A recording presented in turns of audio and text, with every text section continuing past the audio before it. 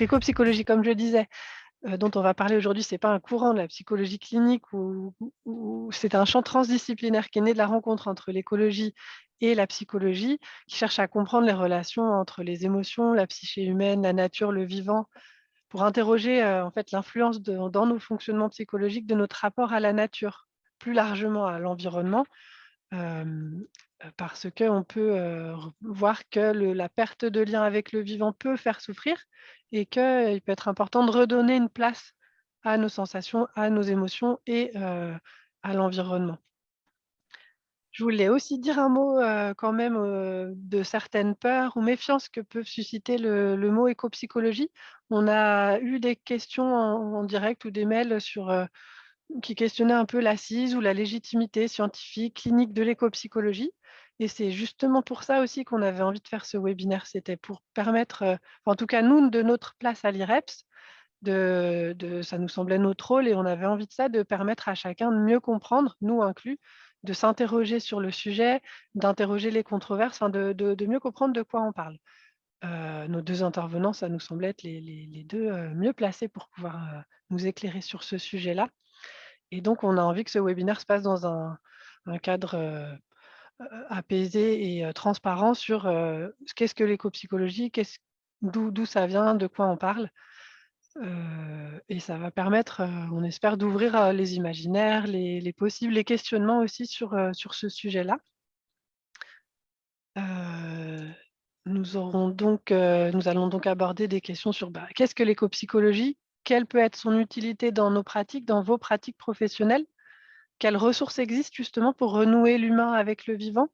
Et c'est les questions qu'on a posées à nos 2 intervenants, Marie Romanens qui est psychiatre et psychanalyste, co-auteure du livre «L'écopsychologie: comment renouer avec la nature pour agir autrement», publié en 2021 avec, Patrick Guérin et Johann Schweickart qui est chercheur praticien indépendant en écopsychologie, qui a cofondé et qui est président de l'AFECOP, l'association francophone d'écopsychologie, qui est aussi facilitateur en travail qui relie, on en parlera après pour savoir de quoi on parle, qui a cofondé une asso qui s'appelle Idéact, autour des écolieux et qui a réalisé un documentaire aussi, La Voix des écolieux, sur ce sujet-là.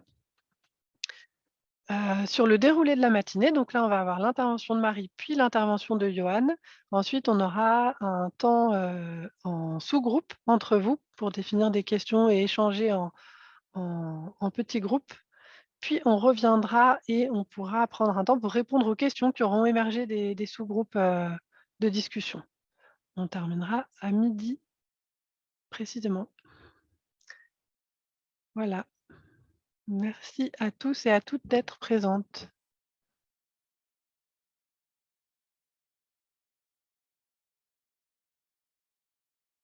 Bonjour. Et puis merci à Lucie et merci à Julie de votre proposition et du travail, je trouve remarquable que vous faites. Bravo. Voilà. Donc, eh ben, je vais répondre à votre sollicitation pour essayer de vous parler de l'écopsychologie. Donc, l'écopsychologie, son souci, son souci essentiel depuis le départ, c'est de prendre soin du lien entre les humains et la nature vivante, parce qu'il y a un constat, on n'en a pas pris soin. Donc, c'est vraiment son souci, l'écopsychologie. Alors, on va voir un peu de quoi ça parle, l'écopsychologie. Alors, on va passer la diapo suivante. Voilà.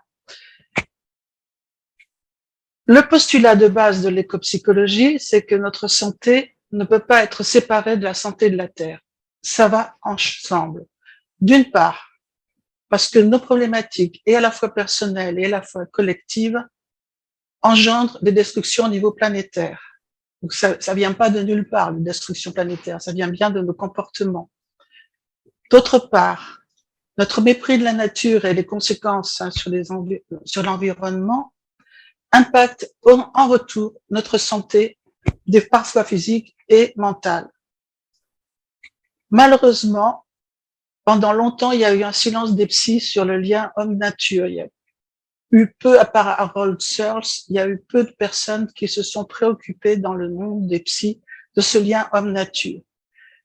Et c'est là où c'est intéressant parce que dans les années 1960 aux États-Unis est né un nouveau champ qui là s'en est préoccupé il s'agit de l'écopsychologie. Alors, si on regarde l'étymologie, que veut dire l'écopsychologie? Écos, c'est oikos en grec, la maison. Psychologie, l'étude de la psyché. Donc, l'écopsychologie, c'est l'étude de la psyché en relation avec sa maison.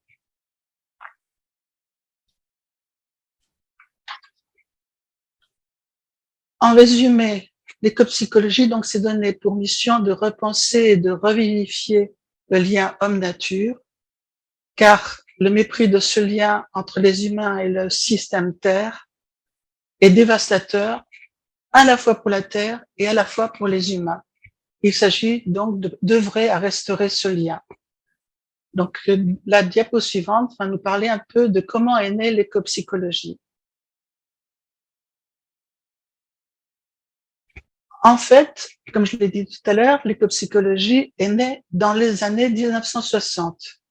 Mais elle a été connue du grand public grâce surtout au travail de Théodore Roszak, qui était historien et écrivain, et qui s'est fait le porte-parole de l'écopsychologie en écrivant ce premier ouvrage, The Voice of the Earth, en 1995, c'est La Voix de la Terre, où il utilise le terme écopsychologie.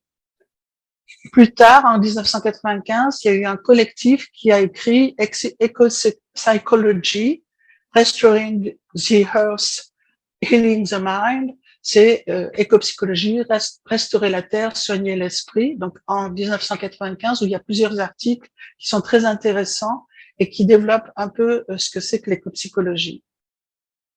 Comme il a été dit tout à l'heure, l'écopsychologie est un champ transdisciplinaire. C'est-à-dire qu'il n'est plus question d'aller dans une seule discipline pour creuser cette discipline et puis on s'occupe pas du reste. Il s'agit de penser les choses ensemble, dans leurs interrelations. Donc là, il s'agit d'articuler entre elles plusieurs disciplines. Il s'agit d'articuler l'approche objective et l'approche subjective, nature, culture, et donc les sciences naturelles et les sciences humaines. Et ce qui explique qu'au départ, l'écopsychologie est née donc dans les années 60, surtout de l'articulation de la rencontre entre la psychologie humaniste et les mouvements environnementalistes. Donc, diapo suivante.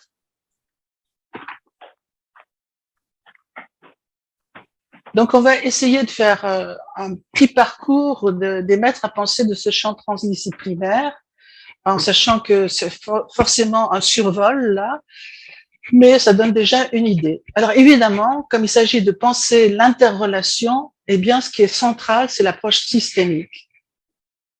Donc, il s'agit d'aborder les situations au niveau des interrelations, c'est-à-dire dans leur complexité. On ne regarde plus les choses de manière séparée, on les envisage dans leur globalité. Et un des auteurs majeurs du côté de la systémique appliquée à la psychologie, c'est Gregory Bateson, qui a notamment influencé les travaux de l'école de Palo Alto. Il y a deux ouvrages, là j'en ai mis qu'un seul sur la diapo. Il y a Vers une écologie de l'esprit et La nature et la pensée, qui sont des ouvrages qui ont vraiment influencé l'écopsychologie. Et je le cite, l'esprit n'est nullement un phénomène qui se passe à l'intérieur d'un être isolé. Il est la résultante de l'interaction avec le milieu. La philosophie aussi a beaucoup nourri et continue à nourrir l'écopsychologie. Alors, il y a plusieurs courants de la philosophie qui se sont intéressés au lien homme-nature. Ça a commencé avec l'écophilosophie. Certains philosophes se sont rendus compte que l'éthique ne devait pas seulement s'appliquer aux êtres humains, mais elle concernait aussi les éléments naturels. Et puis, centrale a été la phénoménologie. Elle est toujours là, la phénoménologie.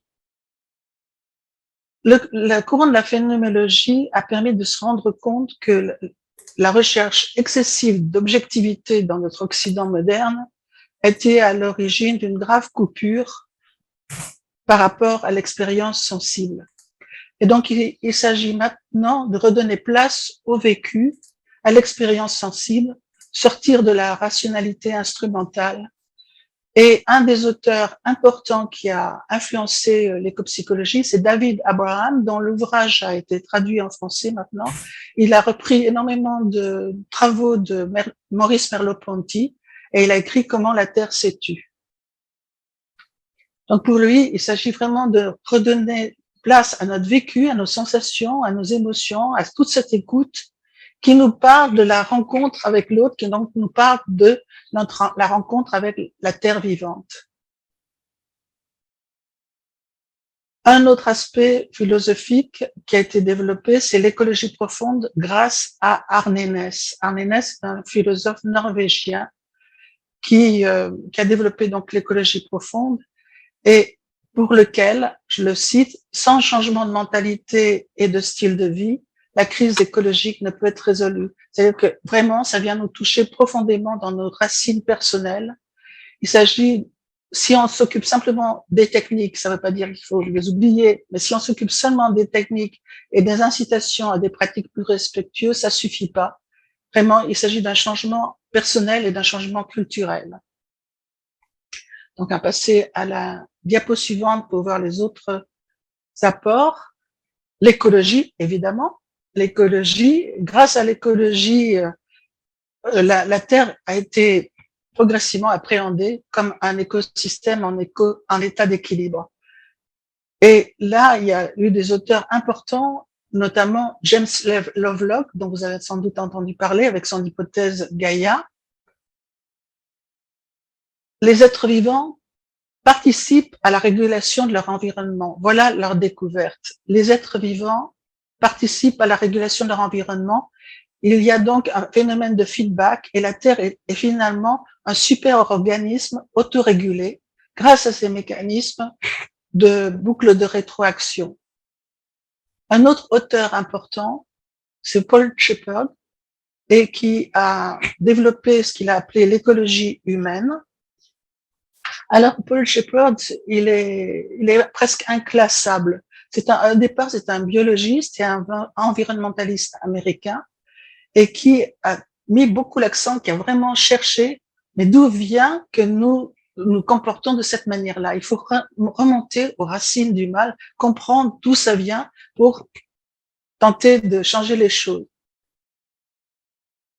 Donc, il soulève la question du rapport entre la construction de notre psyché et nos comportements de plus en plus dévastateurs par rapport à la Terre. Donc ça, c'est intéressant, ce travail-là qu'il a fait. Et notamment, il fait l'hypothèse que notre développement psychique serait incomplet actuellement.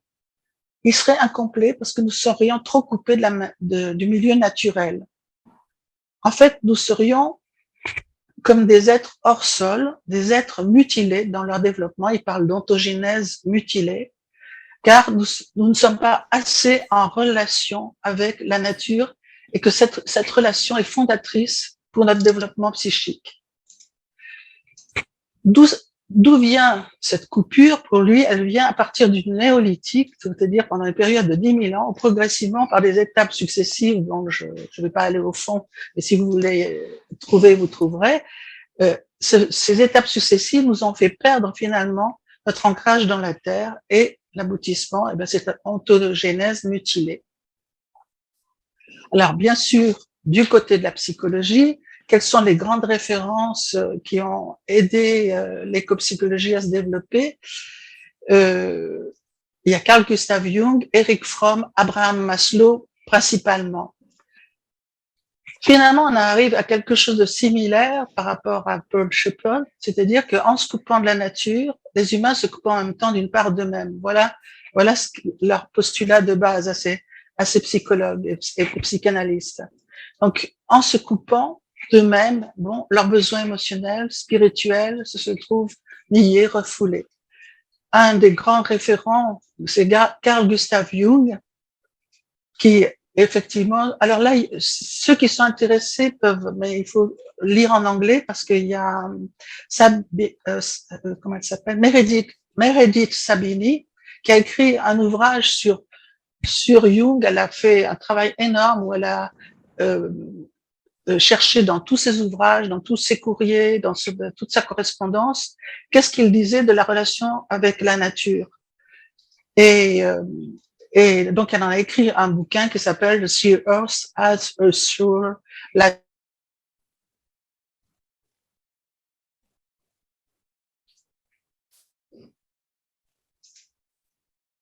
On vous entend plus. Vous m'entendiez plus maintenant, vous m'entendez? C'est bon, ouais, c'est parfait. À quel moment ça a été coupé? Non, il y a un instant, pas de souci. Ah, d'accord. Donc, je parlais de Meredith Sabini qui avait écrit un ouvrage sur Jung qui est extraordinaire parce qu'elle a vraiment tout épluché pour essayer de montrer comment Jung était intéressé par cette question de la relation homme-nature, ce qui n'était pas évident pour tout le monde. Et comment il a montré que l'éloignement, que le fait d'un trop développement de la conscience rationnelle en Occident a fait cette coupure avec notre enracinement dans la terre vivante, et que cet éloignement a des conséquences sur nous. C'est-à-dire qu'en même temps qu'il y a un éloignement extérieur de la nature, il y a un éloignement intérieur par rapport à notre inconscient dont on s'occupe pas. Eric Fromm aussi, je vais pas développer tout de Eric Fromm parce que c'est énorme aussi, mais je vais mettre l'accent sur deux choses. C'est-à-dire qu'il met en évidence le socle patriarcal de cette évolution, de cet éloignement. Et pour lui, donc ça rejoint l'écoféminisme, on verra après. Et pour lui, il s'agit de revivifier le sentiment de biophilie. La biophilie, c'est une incitation que chacun a en soi d'aimer le vivant et qui peut être effectivement malmenée. Et qui est malmenée notamment dans notre société occidentale basée sur l'économie. Ensuite, il y a Abraham Maslow et la psychologie humaniste. Moi, je pense que si j'étais intéressée par l'éco-psychologie, c'est dans ma formation, j'ai fait une formation psychanalytique, mais j'ai fait une formation aussi en psychologie humaniste, notamment du côté de la gestalt thérapie et de l'analyse psychocorporelle. Et là, la psychologie humaniste repose sur quelque chose d'important, c'est l'idée qu'il y a en chacun un élan de vie qui le pousse à la réalisation de soi, mais que cet élan de vie est entravé par la société moderne, rationaliste, technocratique, et qui fait que, eh bien, on en arrive à ce que ce blocage et cette coupure d'avec soi et d'avec la nature. Il a écrit Abraham Maslow vers une psychologie de l'être. Alors, maintenant qu'on a vu tous ces lettres à penser, on va aller voir un petit peu quelques pistes de la nouvelle conceptualisation dans la diapo suivante. Voilà. Je donne quelques pistes de ce qui a été écrit, mais c'est pas exhaustif. Hein. Une piste, c'est le développement psychique de l'enfant et la construction d'un false self. Ensuite, la construction d'une identité virile, l'invitation à revenir à son corps et l'âme du monde. Alors, diapo suivante pour voir qu'est-ce qu'il en est du développement psychique de l'enfant et la construction d'un faux self. Bon, on le sait de plus en plus maintenant que les liens précoces avec l'environnement proche jouent un rôle majeur dans la construction psychique de l'enfant. Le moi de l'enfant se construit à partir de la relation avec l'environnement et alors l'environnement humain et non humain. Voilà ce qui est apporté de nouveau. Et ça, c'est Anita Barrows qui en parle dans le bouquin Psychology, Restoring the Earth, etc. Et elle écrit, l'enfant est né non seulement dans un contexte social, mais dans un contexte écologique. Et c'est grâce à cette relation avec son environnement qui est à la fois humain et plus qu'humain que l'enfant donc acquiert son moi, cette enveloppe psychique qui à la fois le protège, mais qui à la fois le permet d'être en contact, en relation avec l'autre humain et plus qu'humain. Et peu à peu, ce moi va se développer et va aller à la rencontre de plus en plus d'un monde de plus en plus large. Et c'est ainsi qu'il vit des relations de plus en plus étendues, ce qui constitue un cercle relationnel de plus en plus large. Mais ce processus est entravé par notre société moderne, qui nous pousse, à cause des dictats du profit, à cause de ces lois économiques, à nous adapter à son fonctionnement et à nous séparer de nous-mêmes, donc à constituer, à devenir aliénés en quelque sorte, et à développer un faux self pour correspondre à ce que la société techno-industrielle attend de nous. Ils ont parlé, alors là, c'est Alan Kanner et Mary Gomes qui ont parlé d'un faux self dévorateur, entre guillemets. Dévorateur, c'est dans le sens de, on est dans la société de l'avoir, de la consommation, de la production, et bon, on développe cette partie-là de nous, et nos vrais besoins, nos vrais désirs, où se passe-t-il dans tout ça? Donc, nous nous distancions de notre ressenti corporel. L'autre, on passe à la suivante, la construction d'une identité virile. Dans cette société, donc, décrite comme, alors je viens de le faire, technocratique, industrielle, etc., c'est la société de l'homo economicus. Qu'est-ce qui est valorisé? La volonté d'entreprendre, l'esprit de compétition, le désir de réussite. Donc, il s'agit de se montrer fort, indépendant, efficace, viril en somme. Même les femmes, il faut être comme des hommes. Voilà. Et ce qui nous rend dépendants et fragiles est en fait dévalorisé. Notre vulnérabilité, notre condition d'être mortel, d'être qui est dépendant, qui vit d'eux, ça manque d'être reconnu. C'est toujours Alan Kanner et Mary Gomes qui ont dénoncé cette tendance à la maîtrise sur soi, à la domination sur soi-même.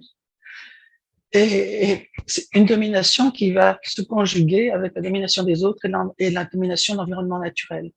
Alors, ce qu'ils disent, ils disent la domination devient une voie pour dénier la dépendance, une dépendance qui a été définie sur le plan culturel comme un échec et une humiliation, plutôt que comme faisant inévitablement et naturellement partie de la vie. Bien, vous voyez que là, ça rejoint les préoccupations de l'écoféminisme. Donc la question, c'est de reconnaître cette domination masculine qui a été à l'œuvre et qui continue d'être à l'œuvre, et dont les femmes, bien sûr, sont victimes, mais qui aliènent aussi les hommes parce qu'on leur demande d'être suivant un comportement viril. Autre diapo, l'invitation, autre conceptualisation, l'invitation à revenir à son corps. Donc, vous voyez bien que par rapport à tout ça, l'essentiel, l'important, c'est de revenir à soi. Chaque situation vécue doit nous inviter à écouter notre ressenti. Qu'est-ce qui se passe en moi quand il se passe ça autour de moi, quand je suis impliquée dans cette situation-là? Qu'est-ce que je ressens? Quelles sont les émotions qui me traversent? Qu'est-ce qui se passe dans mon corps? Et c'est en écoutant cela qu'on découvre peu à peu le sens de ce qui se passe. Qu'est-ce qui m'arrive? Qu'est-ce qui arrive là? Qu'est-ce que cette situation veut dire? Et ainsi, peut-être, de trouver finalement le geste qui est juste, qui va correspondre à cette situation. Parfois, bien, ça doit passer par une crise. C'est-à-dire que si j'écoute vraiment mon ressenti, ben, ça va m'amener peut-être à une rupture douloureuse par rapport à un passé, une manière d'être, de voir les choses, une manière d'agir qui était antérieure. Moi, je pense à tous ces jeunes actuellement, et je retire mon chapeau, qui ont fait des grandes écoles, comme par exemple des ingénieurs agronomes, et puis qui arrivent au bout et qui disent, mais non, on peut pas continuer et rentrer dans cet avenir qui nous a été tout tracé pendant nos études, c'est pas possible. Donc, vous voyez la crise énorme qu'ils vivent là, c'est pas sans remue-ménage intérieur, et ils y vont. Il vous reste 5 grosses minutes. Ouah. Merci. Alors attendez, vous avez passé un peu vite. Je voulais juste donner l'indication d'Andy Fisher, Radical Ego Psychology, qui parle bien de tout ça. Donc la suivante, l'âme du monde. Bon, ça va aller parce que c'est plus court ce qui va venir ensuite. L'âme du monde, voilà. Pour James Hillman, qui est un psychanalyste jungien, le risque de la psychothérapie, c'est de tendre à rendre les gens adaptés à un monde qui est profondément malade. Et en tant que psy, il faut avoir ça en tête, que le monde est profondément malade et que les patients qui viennent nous voir, eh bien, sont aussi pris dans ce monde-là. Donc, il a écrit James Hillman avec Michael Ventura, malgré un siècle de psychothérapie, le monde va de plus en plus mal. Donc, c'est pas forcément pour des raisons personnelles. Bien sûr, il y a des raisons personnelles, mais il peut y avoir aussi le fait que le monde va mal, qui fait que nous allons mal. Et on le voit actuellement avec les mots qui apparaissent actuellement. Donc, après l'âme du monde, ça repose sur l'idée que le monde est animé et que il peut se manifester grâce à des images spontanées qui sont à écouter à travers les rêves, les visions. Bon, si je rêve par exemple d'un navire qui va s'échouer, ça peut être moi qui mène ma vie de telle manière que je vais me planter, mais ça peut être aussi un rêve qui parle de notre monde actuel qui risque de se planter. Voilà. Alors, on va parler maintenant des pratiques de l'écopsychologie. Je vais faire un récapitulatif des différentes pratiques de l'écopsychologie. Donc, vous voyez, l'écopsychologie a conceptualisé, mais elle a mis en avant aussi des pratiques qui pourraient aider à renouer, à revivifier le lien homme-nature.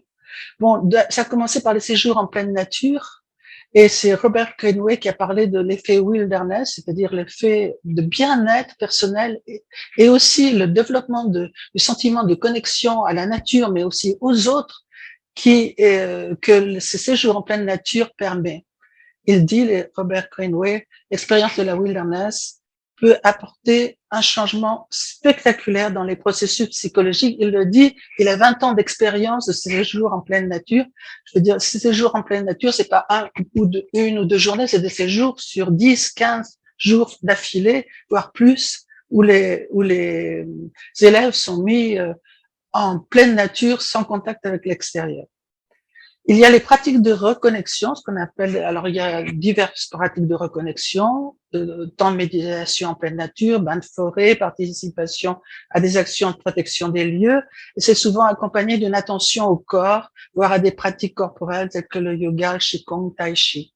Le travail qui relie avec qui a été créé par Joanne Messi, qui repose sur une spirale avec 4 étapes où, dans un premier temps, on exprime son sentiment de gratitude par tout ce qui nous est donné, pour tout ce qui nous est donné. Ensuite, on prend un temps pour parler de sa douleur par rapport à ce qui se passe vis-à-vis de la Terre. Ensuite, le troisième temps, c'est prendre un temps pour se rendre compte que on doit changer de vision et penser à l'interdépendance. Et enfin, on développe ses propres aspirations. Dans les techniques qui ont été proposées aussi, des apports liés à la voie chamanique, comme l'utilisation de pratiques traditionnelles pour sensibiliser, pour stimuler la sensibilité animiste, au tambour, chant rituel, jeûne, hutte de sudation, psychotrope.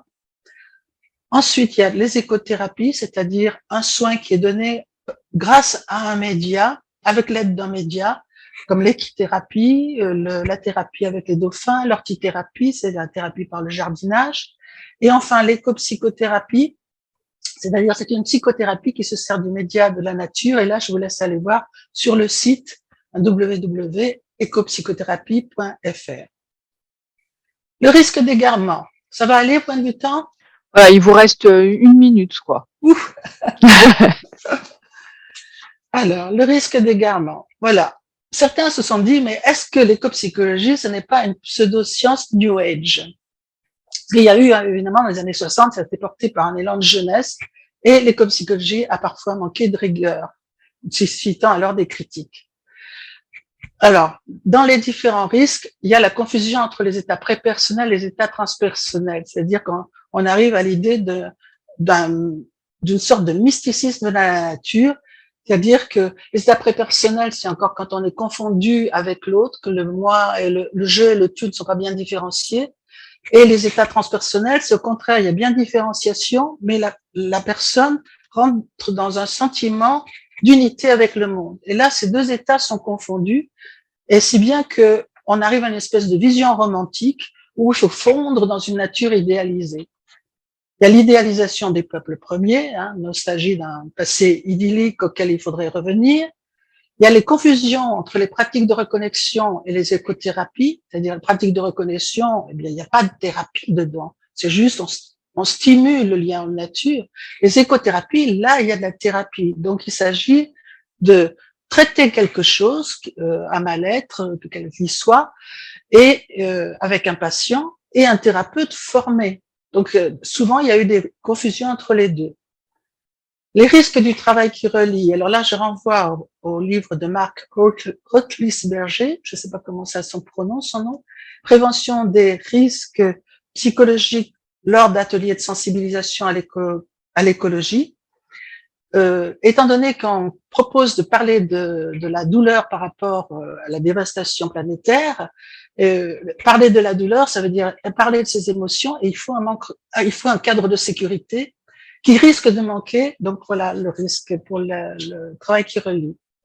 Un des grands hiatus, c'est l'oubli de la dimension sociale. Ça, c'est une critique qui a été beaucoup faite à l'éco-psychologie. C'est-à-dire, on dit, ben oui, il faut se transformer soi-même, il faut bouger soi-même, mais on ne prend pas en compte les facteurs sociaux qui sont énormes, évidemment. Les institutions ont leur rôle à jouer.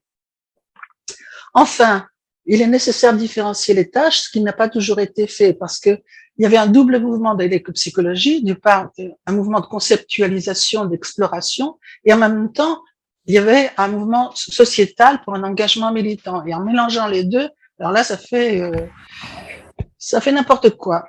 Donc, je me réfère à Andy Fisher qui a insisté sur l'importance de 4 tâches distinctes et de non pas les mélanger, penser philosophiquement, comprendre psychologiquement, expérimenter grâce à des pratiques et exercer un regard critique. Alors, perspective, on va arriver au bout.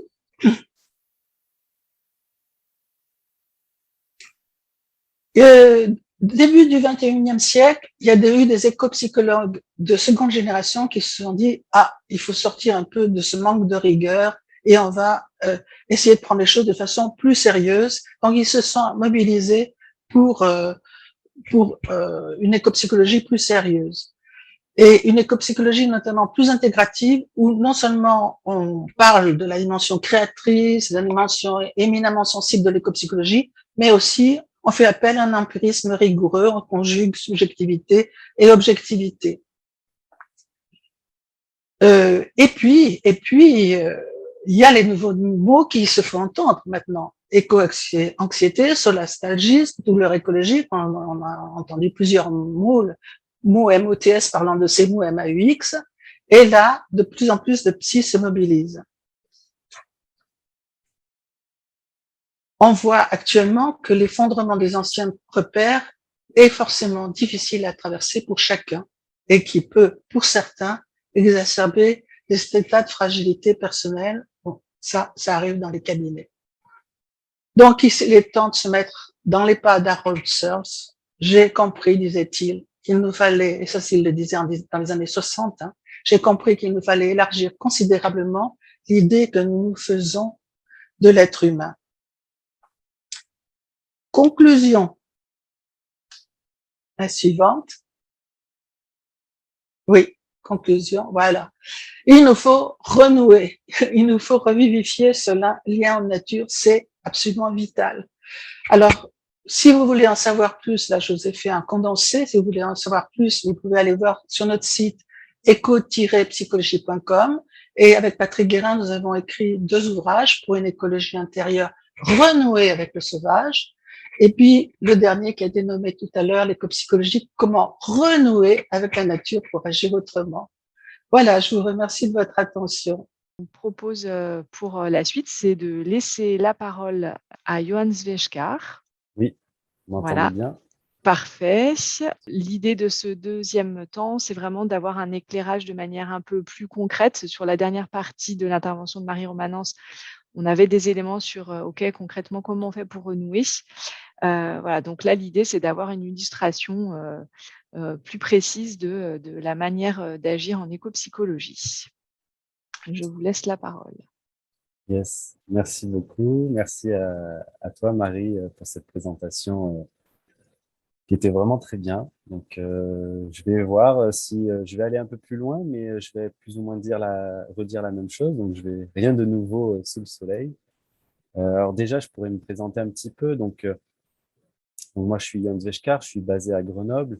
Et donc, j'ai fait un master en psychologie là à Grenoble que j'ai eu en 2017. Et suite à ce master, je suis parti vivre à Lyon un an, enfin à peu près un an, et j'étais engagé chez Alternativa de Lyon là-bas. Et donc, c'est vraiment à ce moment-là que j'ai pris conscience, enfin, plutôt que je me suis pris la grosse claque, on pourrait appeler ça comme ça, la grosse claque de l'urgence écologique. Quand je lisais, enfin, j'ai lu Pablo Servigne et compagnie sur comment tout peut s'effondrer. Et donc, j'ai eu une grosse claque. J'étais donc militant chez Alternativa. Et en tant que militant chez Alternativa, on me posait des questions sur comment faire pour amener plus de personnes au changement, comment on peut prendre soin des militants aussi, et comment on peut faire avancer la cause. Donc, toutes ces questions, ben, j'avais pas forcément des réponses claires et nettes, parce que dans mes études, malheureusement, à aucun moment on m'a vraiment parlé des conséquences, en tout cas psychologiques ou de santé, sur vis-à-vis de ce qui se passait dans le monde et psychologiquement. Et donc, j'ai décidé avec ma compagne, Fanny, de faire un tour du monde, donc d'aller rencontrer des écolieux à travers le monde, parce qu'on s'est dit que ces écolieux, on allait rencontrer des personnes qui ont radicalement changé leur mode de vie et qui ont donc des motivations qui sont passées par plein d'étapes. Donc pour mieux comprendre en fait leur motivation, comment ils font pour se structurer, comment ils ont fait pour changer de leur mode de vie et comment ils font pour continuer à agir pour un autre monde plus harmonieux, plus soutenable. Et donc voilà, on a fait un documentaire qui s'appelle La Voix des écolieux, qui est accessible gratuitement sur la plateforme imagotv.fr. Et donc voilà, ça a été un peu le début de cette grande aventure pour moi autour de l'éco-psychologie. Donc c'est vraiment quand j'ai commencé à préparer ce tour du monde que je me suis rendu compte que il y avait tout un champ qui existait, qui s'appelait l'éco-psychologie et qui faisait le lien, comme disait Marie, entre l'être humain et la nature, et qui travaillait à reconnecter l'être humain à la nature, à ce qu'il est en fait, c'est-à-dire profondément ancré dans le monde et non pas indépendant ou autonome. Et donc voilà, ça a été un peu mon questionnement de départ, ça a été ça, et puis la révélation de l'éco-psychologie. Et quand je suis revenu en France en 2019, eh ben, j'ai décidé donc avec ma compagne et puis bien d'autres, de travailler dans ce champ pour le promouvoir, pour essayer de l'emmener davantage en France en francophonie. D'où le fait, j'en parlerai tout à l'heure, que j'ai cofondé avec Emmanuel Delrieux une association, l'association francophone d'éco-psychologie. Donc voilà, donc bref, l'idée que j'aimerais soulever ici, c'est d'aller plus en profondeur sur cette question de base qui est pour moi fondamentale et qui a été posée par plein de penseurs et penseuses, qui est comment être en bonne santé sur une planète qui ne l'est pas.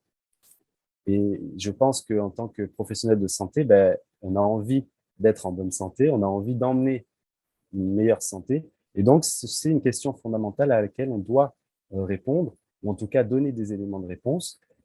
Et cette question nécessite de revoir notre manière de travailler, de voir notre vision du monde.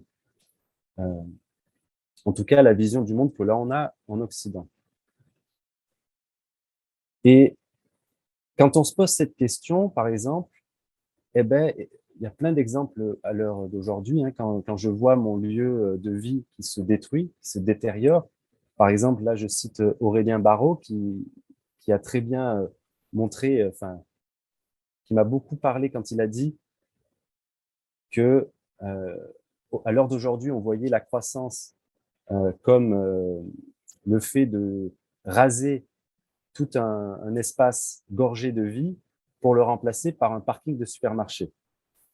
Et c'est bien vrai, en fait. Quand je vois, par exemple, derrière chez moi, là où j'ai grandi, ben, que il y a il y a il y a une détérioration de mon lieu de vie que j'ai pu connaître quand j'étais enfant et qui disparaît au profit de buildings, au profit de bâtiments, eh ben, ça va venir m'impacter. Ou alors quand je vois les grands feux de cet été, par exemple, ou les dégâts des ouragans d'aujourd'hui, quand je comprends, quand je vois le continent de plastique qui se crée et donc toute cette pollution qui se crée autour de moi, quand je me rends compte vraiment de la 6e grande extinction de masse, que l'on pourrait d'ailleurs qualifier d'extermination de masse, quand je vois les guerres ou les atrocités, quand je pense à l'Ukraine et tout, etc., eh ben, comment je me sens? Eh ben, personnellement, je me sens triste, je me sens en colère, j'ai aussi pas mal de peur, des peurs pour mes proches, peur pour mes enfants, peur pour mes petits-enfants quand j'en aurai, pour celles et ceux qui ont déjà des petits-enfants. Et donc, tout ça vient nous chambouler. Et donc, on ne peut plus l'ignorer. On ne peut plus ignorer le contexte planétaire dans lequel on vit lorsqu'on parle de santé mentale, santé physique ou santé globale. Donc, qu'est-ce que ça vient faire?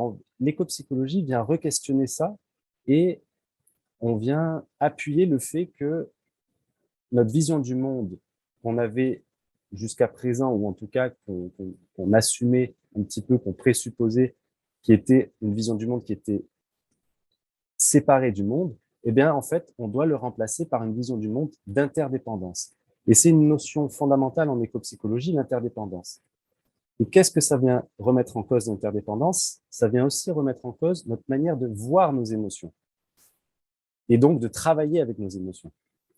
Par exemple, lorsque je prends conscience que mes émotions et mes sentiments face à la catastrophe écologique eh ben, sont finalement normales et sont saines parce qu'elles traduisent mon lien d'interdépendance avec le vivant, eh ben, on peut mieux se rendre compte de ce que nous pouvons faire pour le monde.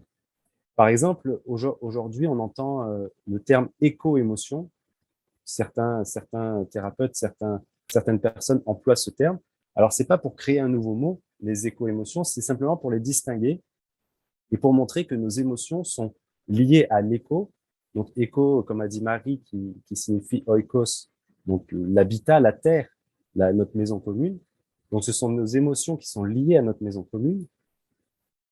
Eh ben, de se rendre compte, parce qu'il y a une loi qui s'appelle l'interdépendance, de se rendre compte que ces émotions que j'ai citées, tristesse, peur, colère, culpabilité, honte, etc., sont en fait des feedbacks, des échos que nous ressentons intérieurement de ce qu'il se passe à l'extérieur, c'est-à-dire dans notre monde. Et là, je vais citer un exemple de Thich Nhat Hanh, qui est donc un grand maître bouddhiste engagé, qui est décédé il n'y a pas très longtemps, et qui disait dans une interview que ce dont nous avons le plus besoin, c'est d'écouter en nous les échos de la terre qui pleure. Et moi, je trouve cette formule extraordinaire. Ce dont nous avons le plus besoin, c'est d'écouter en nous les échos de la terre qui pleure. Parce qu'il est là le problème. Nous souffrons parce que les autres souffrent. Nous souffrons avec les autres. Et souffrir avec les autres, c'est la première signification du mot compassion. C'est souffrir avec. Et donc, si je comprends pleinement que ma souffrance provient de mon lien inné avec le vivant, qui est autour de moi, eh ben, je comprends aussi qu'agir pour et surtout avec le vivant va me soigner, va m'apaiser, va redonner un sens à ma vie, va me faire du bien. Et ce qui me fait du bien, eh ben, me rend heureux. Et ce qui me rend heureux m'incite à continuer. Et donc, en continuant, ça va m'ouvrir davantage aux autres et ça va générer une motivation profonde et intrinsèque qui vient à son tour renforcer mes actions, mon envie de changer, mon envie de jouer ma part dans le monde. Et donc là, on voit que la boucle est bouclée, on voit que ça engendre en fait une spirale vertueuse, puisque les émotions sont là aussi pour nous mettre en mouvement. Alors, j'ai vu un cercle vertueux. J'ai dit spirale vertueuse parce qu'on est toujours en mouvement. Un cercle, on revient sur soi-même. Dans une spirale, il y a toujours un mouvement, même si on revient sur sur les mêmes phases, il y a toujours quelque chose de nouveau. Donc, une spirale est toujours en mouvement et il y a toujours du nouveau. Et donc, qu'est-ce que je disais? Et donc, voilà, les émotions sont là aussi pour nous mettre en mouvement. Et donc, il est important pour nous, et en écopsychologie, on essaye de faire ça, de rendre compte que nos émotions nous parlent et nous mettent en mouvement et ont quelque chose à nous dire à partir du moment que on se rend compte, on se rend compte de l'interdépendance, de ce que ça veut, de ce que ça signifie réellement pour nous. Et donc, il y a plusieurs manières d'accompagner. Vous me direz combien de temps je mets, parce que je peux blablater longtemps. Mais donc, t'en es la moitié, il te reste un peu moins de 10 minutes. ça marche. Donc, il y a plusieurs manières d'accompagner. Il y a, donc, Marie-Romanin en a parlé un peu, il y a les éco-pratiques et puis ce qu'on pourrait appeler les écothérapies. Premièrement, les éco-pratiques. Alors, la première chose qu'on peut dire, c'est que les éco-pratiques, ça s'adresse surtout à un public sans besoin d'un accompagnement professionnel spécifique, d'un accompagnement de santé spécifique, parce que ce ne sont pas des thérapies. Les éco-pratiques, on pourrait les qualifier ou les décrire comme des pratiques qui sont liées à à oikos, qui est la terre, l'habitat. Donc, ce sont des pratiques qui viennent nous reconnecter ou nous sensibiliser ou nous faire revivre dans le vivant, dans le sensible. Donc, ce sont des pratiques qui sont là pour nous réveiller, pour réveiller cette sensibilité qu'on a au monde. Par exemple, on a les promenades en forêt, on a le jardinage, on a les sessions de réensauvagement, qu'on pourrait appeler de réensauvagement, c'est-à-dire finalement revenir dans la nature et réapprendre des pratiques en milieu sauvage ou en semi-sauvage, avoir des connaissances du milieu dans lequel on évolue, dans la forêt par exemple, apprendre le pistage aussi. Ce sont des pratiques, des éco-pratiques. C'est-à-dire que ce sont des pratiques qui vont nous permettre de voir que l'environnement n'est pas inerte, mais que c'est un fabuleux réseau de communication interespèces. Tout communique. Et nous sommes capables de comprendre aussi ce milieu du fait que nous avons une longue histoire évolutive derrière nous. Et donc, nous pouvons nous réinscrire dans ce milieu pour le recomprendre, pour nous laisser réimmerger dans ce lieu. On a aussi des pratiques de reconnexion sensorielle. C'est-à-dire que l'idée ici de reconnexion sensorielle, c'est de venir appuyer le fait que nous sommes un corps vivant, que nous baignons dans un monde, comme le poisson dans l'eau, nous baignons dans un monde, et que tout passe d'abord par notre corps, par nos sensations. Et donc, il est important de refaire vivre ces sensations, de reprendre contact avec ces sensations corporelles. Tous les sens, les 5 sens que l'on a, qui constituent en fait notre monde, parce que nous voyons notre monde à partir de notre corps. On a aussi la reconnaissance de plantes comestibles et médicinales qui peuvent nous redonner un lien avec le monde vivant. Donc finalement, on voit que les éco-pratiques, c'est tout ce qui permet de reconnecter la nature extérieure avec notre nature intérieure. Et ça vient aussi jouer finalement sur ce qu'on peut appeler les compétences psychosociales. Donc, je sais que avec l'IREPS, vous en parlez souvent. Voilà, tout ce qui va concerner les compétences psychosociales qui vont nous aider à être plus résilients. Donc, en fait, c'est des choses à ne pas négliger, le fait de nous remettre dans le sensible, dans le vivant. Et il y a aussi une pratique qui fait partie de l'écopsychologie qu'on entend beaucoup parler, qui s'appelle le travail qui relie. Marie, elle en a déjà un petit peu parlé tout à l'heure, qui est là vraiment pour être qu'on pourrait dire que c'est un processus de transformation intérieure qui vient travailler à nous relier. Travail qui relie, c'est pour nous relier. Nous relier à quoi? Nous relier à notre monde intérieur, à notre corps, à ce qui est déjà là, à ce que l'on vit, nos émotions, nos pensées, etc. Nous relier aux autres qui sont autour de nous, parce que nous sommes dans un groupe, nous évoluons dans un monde, nous partageons ce monde avec d'autres, et nous relier à ce qui est plus grand que nous, c'est-à-dire finalement la Terre, l'ensemble du vivant, reprendre notre place au sein du vivant. Et ça va venir soutenir l'émergence, en tout cas notre engagement pour une société écologiquement saine. Parce que nous devons changer, nous sommes dans une urgence écologique, une catastrophe écologique, et donc nous devons de fait nous adapter, changer. Et donc, ce processus, ce travail qui relie, vient en fait nous aider. À la base, il a été créé par Joanna Macy pour justement soutenir les militants et militantes, mais maintenant, c'est bien au-delà des militants et militantes, ça concerne tout le monde, c'est pour soutenir notre engagement, notre désir de vouloir changer pour le mieux. Et donc, soutenir nos engagements individuels et collectifs. On a aussi, si on va du côté des écothérapies et écopsychothérapies, donc pareil, ici, c'est à distinguer des écopratiques, puisque les écothérapies, ça va plutôt être sur un public qui a besoin d'un accompagnement professionnel spécifique. Et donc là, il y a une thérapie et des écopsychothérapies. On peut citer les thérapies assistées par d'autres animaux. Donc il y a les chiens, les chats, les chevaux, les poneys, les lamas que certains font entrer dans la thérapie. Il y a l'ortithérapie dont a parlé Marie, qui sont les jardins thérapeutiques. La sylvothérapie, qui sont les bains de forêt, etc.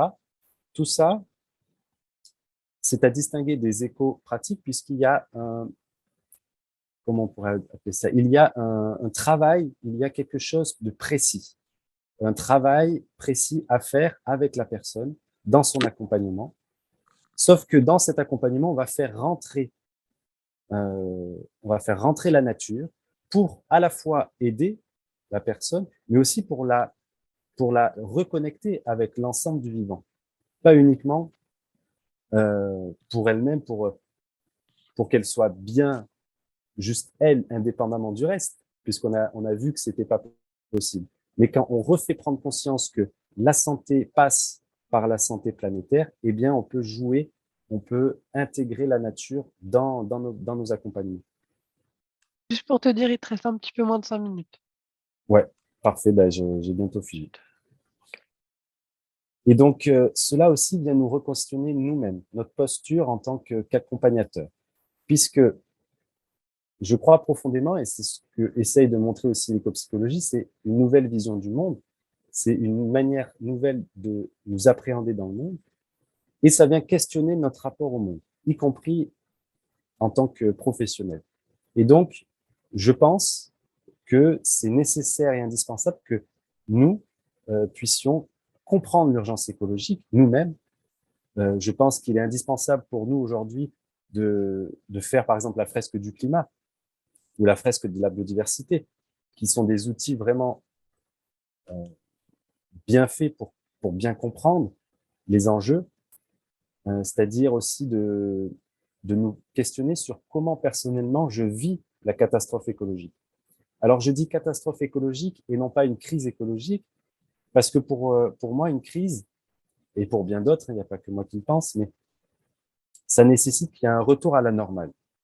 Ici, dans la situation dans laquelle que nous vivons, il n'y a pas un retour à la normale. Il y a forcément un changement qui sera pas pareil qu'avant. Donc, et c'est un changement qui se fait d'une manière globale, et à l'heure actuelle, c'est plutôt une catastrophe, puisqu'il y a beaucoup de choses qui s'éteignent, qui changent brusquement et qui engendrent beaucoup de souffrance. Et donc, comment est-ce que je vis personnellement cette catastrophe écologique? Moi qui accompagne d'autres personnes. Quelle place je donne à mes émotions dans ma vie personnelle, dans ma vie professionnelle aussi? Est-ce que j'ai la place réellement de montrer les émotions, de les partager aussi? Est-ce que je peux être vulnérable face aux autres en étant accompagnateur ou professionnel de santé, etc. Ça, c'est des questions qui me paraissent hyper intéressantes et hyper pertinentes pour justement nous ouvrir aussi à la détresse des autres. Et puis, quelles sont mes pratiques qui me relient? Parce que nous sommes justement dans l'interdépendance, dans cette vision, et donc, qu'est-ce que moi je mets en place pour me changer? Pour changer, qu'est-ce qui me relie aux autres? À la nature. Et ensuite, il y a se renseigner. Enfin, pour moi, c'est essentiel aussi, se renseigner et connaître les effets et les conséquences qu'a la nature et la situation planétaire sur la santé. Il y a énormément de choses, d'études scientifiques qui paraissent aujourd'hui. Je crois que l'année dernière, en 2021, vous avez fait un webinaire sur justement les bienfaits de la nature sur la santé psychique. Il y a, je crois que d'ailleurs c'était Nicolas Guéguin qui avait participé. Il a écrit aussi un livre qui s'appelle Pourquoi la nature nous fait du bien. Donc c'est un professeur de psychologie sociale. Il y a aussi d'autres études scientifiques qui montrent le lien entre santé et nature. Il y a aussi le rapport nature, santé et engagement de la Fabrique Spinoza qui est sorti en mai 2021, qui fait une jolie synthèse sur le lien entre santé et environnement et la nature, sur la santé physique, émotionnelle, cognitive, sociale, etc. Donc tout ça, être au courant en fait de ces études et du fait que de plus en plus, on nous montre en fait l'intérêt de l'interdépendance, que c'est pas uniquement un concept, mais que ça s'incarne en fait dans notre vie. Et donc être au courant de ça en tant que professionnel de santé, je pense que c'est essentiel. Et puis moi, ce que j'observe, c'est que les retours que j'ai quand je travaille avec des groupes, quand je fais du travail qui relie, etc. Et puis ce que je vis aussi personnellement, c'est que tout ce qui me reconnecte à l'ensemble du vivant, me reconnecte à ce qui est intérieur à moi, à ce qui est aussi ma part de sauvage, qui sont mes émotions, que je ne contrôle pas, mes émotions ou toutes mes pensées. Mais ça va venir en fait m'aider à être beaucoup plus résilient, c'est-à-dire cette capacité à se remettre d'un choc ou à rebondir. Et même, je dirais, au-delà de la résilience, le fait de se reconnecter à ce qui est là, à la nature, ça aussi engage ou réanime le processus de régénération, puisque nous, si vous voulez, l'illusion d'être des êtres séparés tombe, parce que quand on le vit, on ne peut plus se voir comme séparés, et donc on prend vraiment la mesure de la phrase « nous sommes la nature ». Et donc, partant de ce principe, partant le vivant, comme tel, nous sommes la nature, cela nous donne une énergie considérable pour justement faire partie de ce changement, faire partie de cette société qui va émerger, une société plus harmonieuse, une société qui soutienne le vivant. Et ça, c'est profondément joyeux.